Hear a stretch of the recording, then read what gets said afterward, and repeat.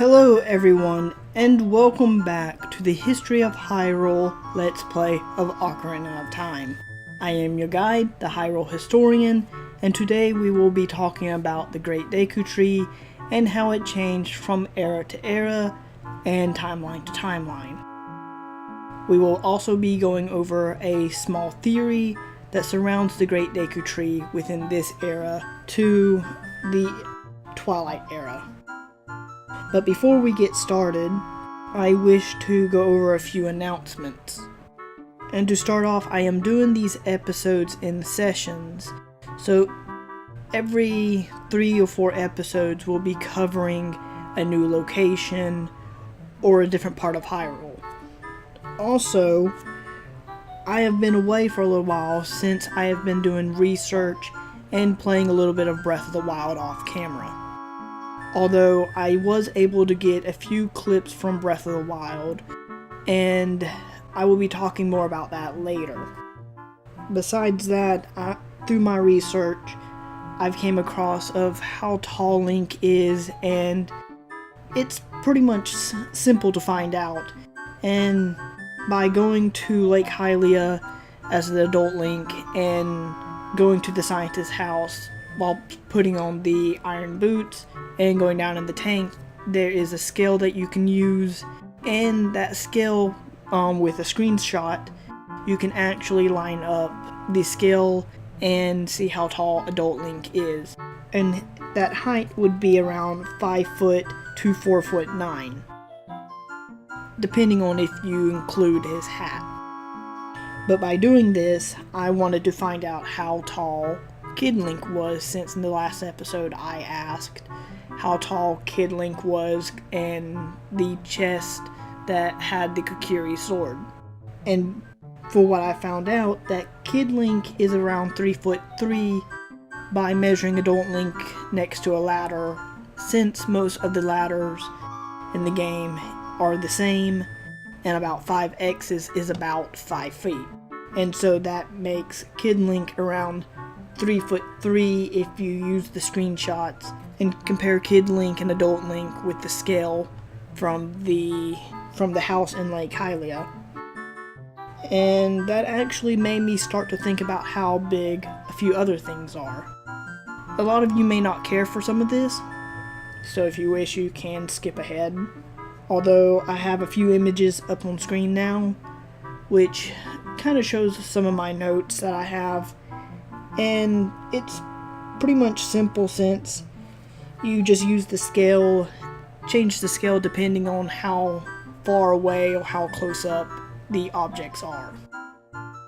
But this kind of gave me an idea of how big Kokiri Forest and the Great Deku Tree actually is, and so I thought to throw in a few extra notes here and there that some of you may like, just to kind of explain how tall some of these creatures or places actually are.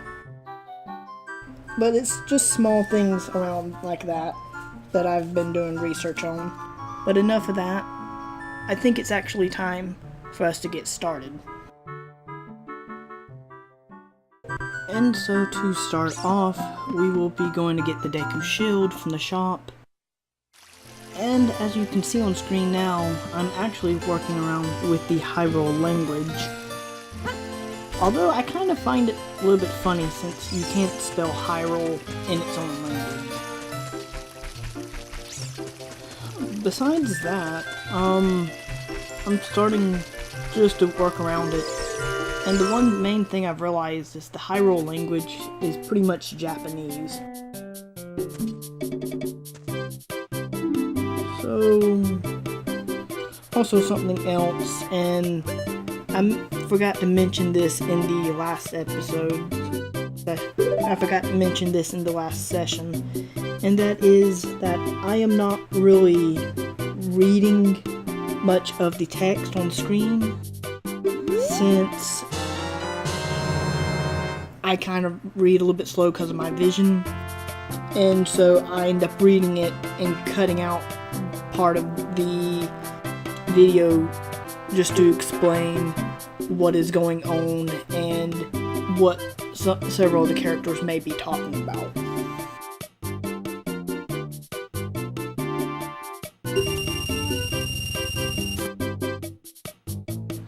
You know what? I think I'm gonna save my rupees for now. So let's go ahead and equip the Deku Shield, and then we should be ready to go see the great Deku Tree himself.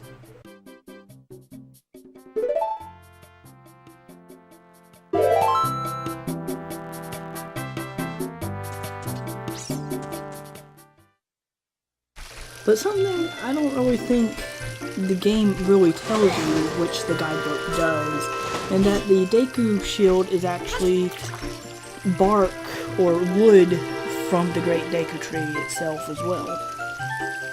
So let's see what Mido has to say.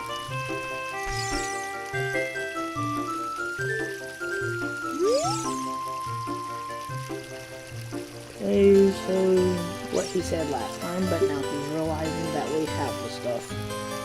That we have the equipment.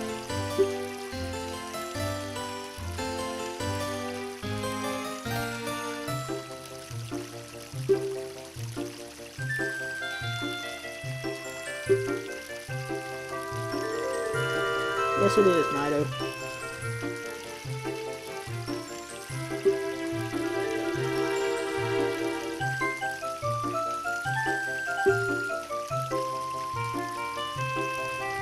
How dare you call me a wimp? You can kind of tell how rude Mido can be, but also how serious he will be as well.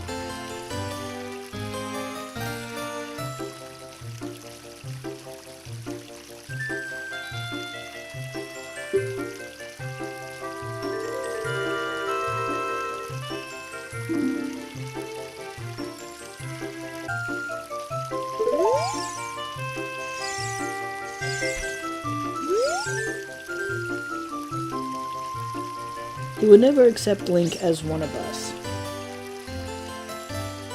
Well, hate to tell you, Mido, but Link ain't really a Fakiri to begin with.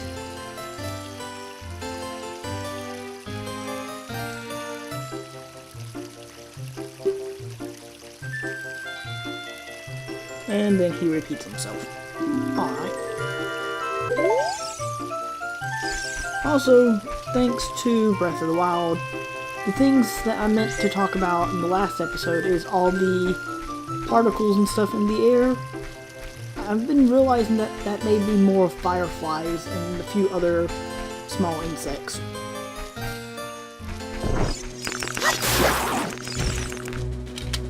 And now we have our first Deku stick, which we better go ahead and start saving them up since we will be needing them. And of course, pretty much the definition of a Deku stick is just from a Deku plant. Or also a Deku Baba, for some of you.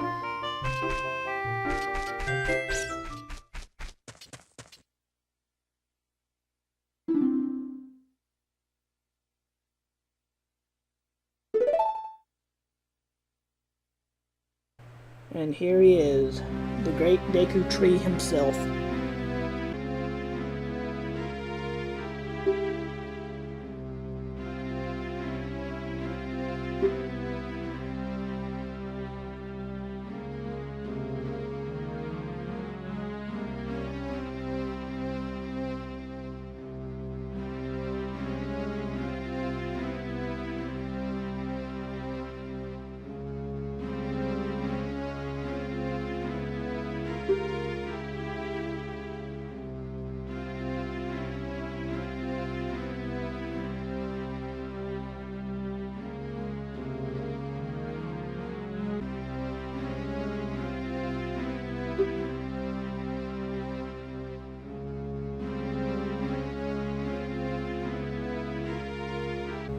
So pretty much what he's saying is that these nightmares are caused by the evil spreading across the land, and those few who can feel it brings them nightmares, or in this case for Link, the vision of what could happen for the future of Hyrule.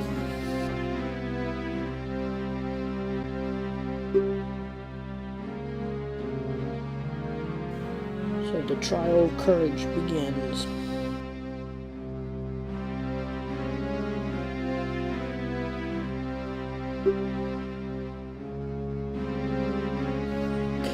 so the Deku Tree is saying use the wisdom and courage that you have. Link has the courage, while Navi has the knowledge.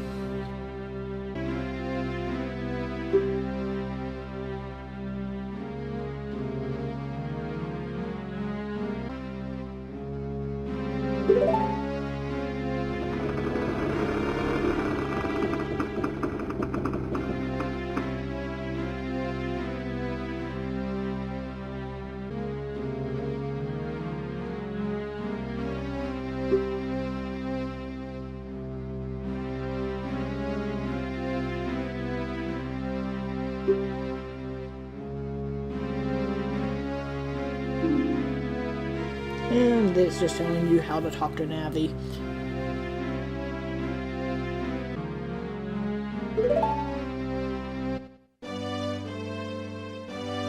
So before we continue, I have a clip from Breath of the Wild, which kind of explains the Deku Tree in that era, because the theory that I will be going over is talking about the Great Deku Tree from this era becoming the forest temple within Twilight Princess.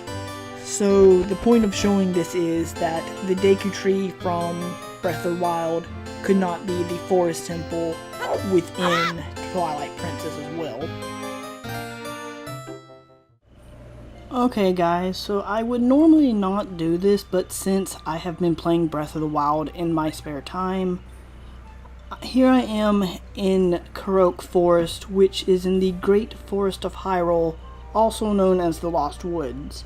And here you can see the Great Deku Tree within this era, although to my knowledge it is not the same Deku Tree in Ocarina of Time, and for a few main reasons. One, we are now north of Hyrule Castle, and even though this pathway to me looks like the same from Ocarina of Time, that where you go and see the Great Deku Tree, in fact, at this point, you are in fact having to go through a few giant logs. And normally this wouldn't really matter, although the same thing happens within Link to the Past and Link Between Worlds. And not only that, we now have the Master Sword being guarded by the Great Deku Tree itself. Although, as the Great Deku Tree explains in this era, that the Master Sword is, well, it will take life from anyone who tries to pull it, but you have to be strong enough. This is where more hearts come in, and for what I know, I do not have enough yet. And the Master Sword does not care about fairies or anything that revives you. Also, as you can see, we now have the Korokes instead of the Kokiri, so we do know it's sometime after Ocarina of Time.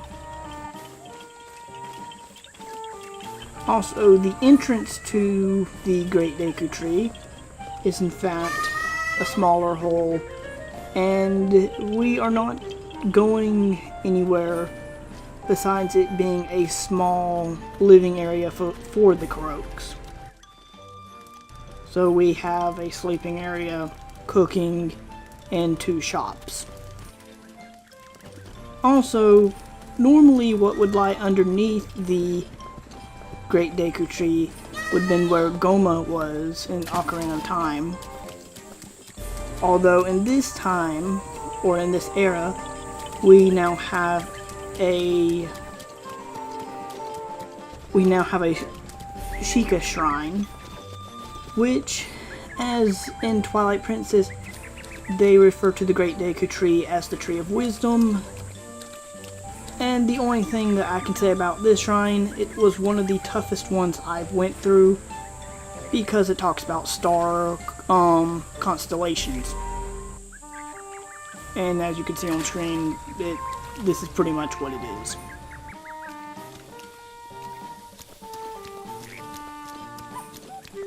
But now, back to the era of the Hero of Time.